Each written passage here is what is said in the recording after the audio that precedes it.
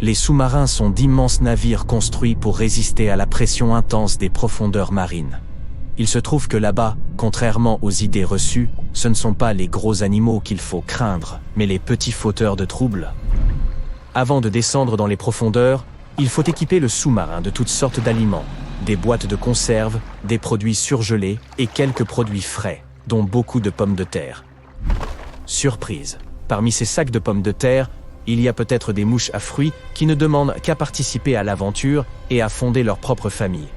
Vous scellez le tout hermétiquement et vous partez avec votre équipage d'environ 180 marins, sans vous imaginer que de minuscules intrus, prêts à semer le désordre, vous accompagnent.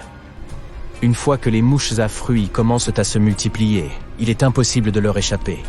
Au bout de quelques jours, vous apercevez des mouches à fruits dans le mess de l'équipage. Au début, elles ne causent qu'une gêne mineure ici et là. Mais au fil des jours, le nombre de mouches à fruits augmente rapidement. Bientôt, il y en a beaucoup plus sur les tables et les téléviseurs, ce qui commence à vous poser problème. Au bout de quelques jours, l'endroit est pratiquement recouvert d'une nuée de mouches beiges, si bien qu'il vous est impossible d'entrer dans le local à poubelle sans porter un masque, sous peine de vous étouffer avec les mouches à fruits.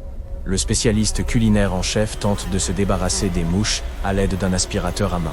Elles sont partout, et vous passez les 2 semaines suivantes à attendre avec impatience que toute la nourriture fraîche soit épuisée pour pouvoir enfin nettoyer ces salles de stockage.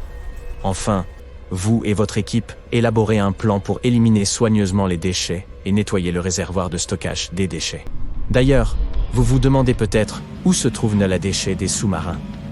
Ces impressionnants vaisseaux peuvent faire 2 choses avec leurs déchets. Soit ils les transportent, soit ils les jettent dans l'océan. Avec plus d'une centaine de personnes à bord, vous pouvez imaginer la quantité de déchets qu'ils produisent. Emballages de bonbons, sacs vides, emballages en plastique, etc. Quoi qu'il en soit, nous savons qu'ils ont toujours un réservoir de stockage pour les déchets, TDU, pour Trash Disposal Units.